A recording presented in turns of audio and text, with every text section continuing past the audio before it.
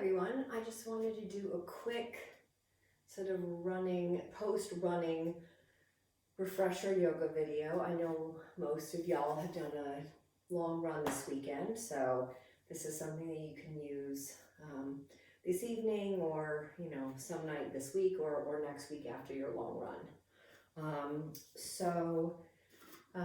You're going to want to start at the top of your mat and feet hip-width apart. Get a really good solid base there. Tuck your tail in, pull in your Uddiyana Bandha and your Mula Bandha.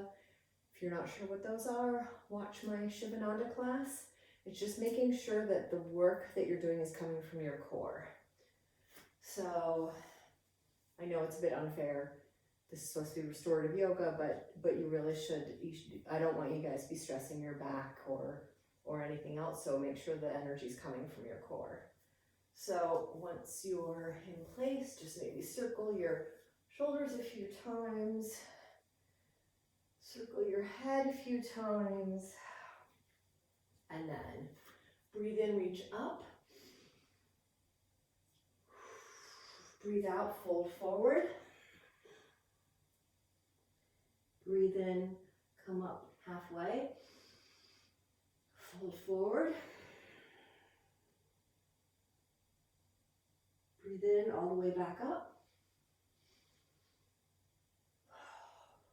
And when you're coming back up, really make sure the power is coming from here and not from your back. So breathe in, reach up, fold forward. Breathe in, come up halfway. Exhale, fold forward. Breathe in, come all the way up. And then exhale. Now, clasp your hands behind your back. And open your chest up. Breathe in. And fold forward. You're going to let your arms go over your head and work with gravity to pull you forward. Breathe here, in and out. In and out. And then unclasp your hands. Move your arms below your head. Grab opposite elbows. And then swing back and forth. I'm feeling that in my hamstrings. I ran up a flight of stairs yesterday, thought it would be a good idea. My legs disagree. When I say flight of stairs, I'm talking about a Quebec cliff flight of stairs, so about 100 or 200 stairs. It hurt. Okay. Breathe in, come back up. And exhale. Move your feet even wider apart, and then move slowly down into a squatting position. I'll actually turn and face the camera so it's a little bit clearer what I'm doing. Hands in prayer position, pushing your knees apart, but making sure that you're sitting up as straight as you can.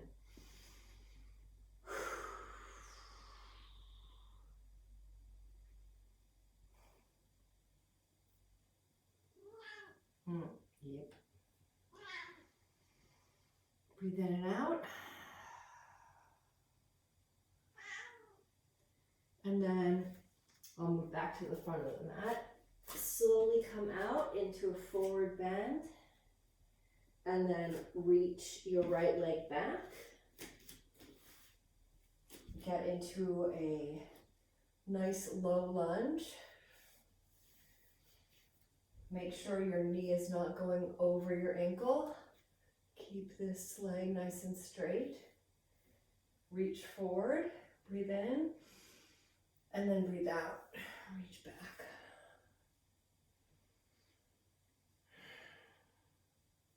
If you'd like to do this in a high lunge, you can as well, but again, this is supposed to be kind of more of a restorative little class, so just breathe into this twist.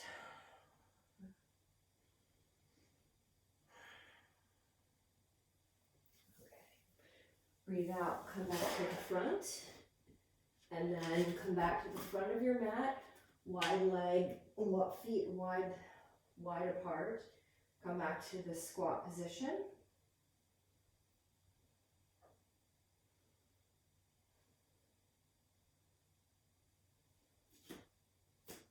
Move my feet a little further apart so I can get a little bit deeper into the pose and back a little straighter.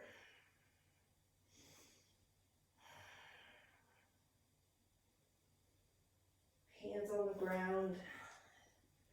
Back into forward bend, move your feet in. Move your left leg back. Again, make sure you got that straight shin, knee not going past your ankle. Hand going forward. Breathe in and then exhale and twist.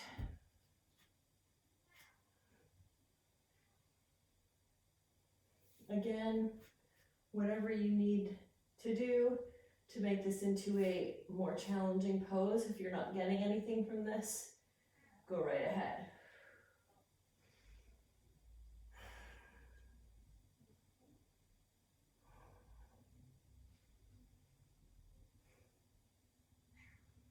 Okay.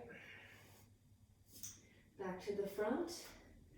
And instead of coming into forward bend, I'm just going to come into tabletop position and just do a few cat-cows here. So breathe in, arch your back down. That's cow position. Breathe out into cat. Sort of angry cat. In. Out. In. Out. In. And out. I should have mentioned during this, I'm keeping my core strong, so I'm not actually really doing the movement from my back muscles, I'm doing it from my core. Now, the last pose that we're going to do in this mini session is, I don't think it has an official name, but I've seen it a lot as being a good pose for running recovery. And we'll just kind of do it in place of Shavasana, corpse pose, is legs up the wall.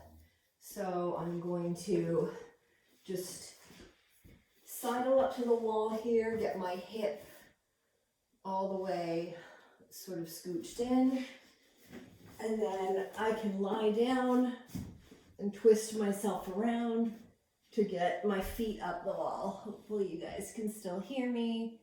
I don't know if you can see my face or my nose, but just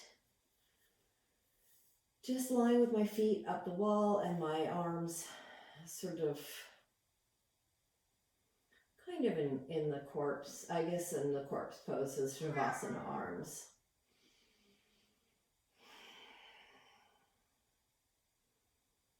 Now, I'll be here for a minute or two, but I think you guys feel free to do this for as long as you want.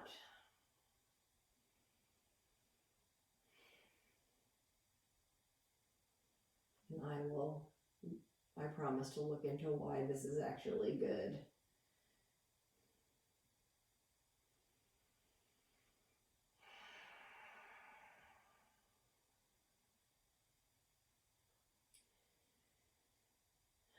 Get some good breathing going. One of the things I do when I'm in my final pose is I'll breathe in, and then on the out breath, I just count. Like one out breath is 1, the second out breath is 2. I see how far I can get without sort of my little monkey brain wandering off somewhere. It's usually about 2 or 3. but I persevere.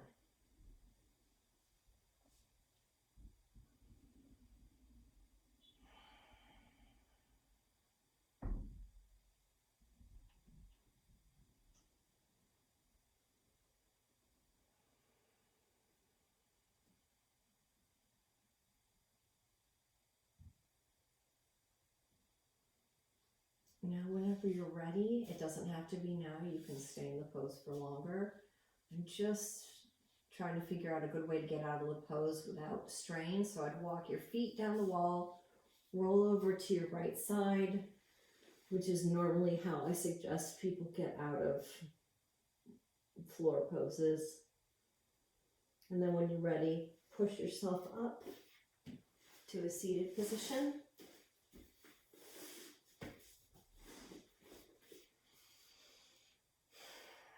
And namaste. Thanks for spending a minute with me.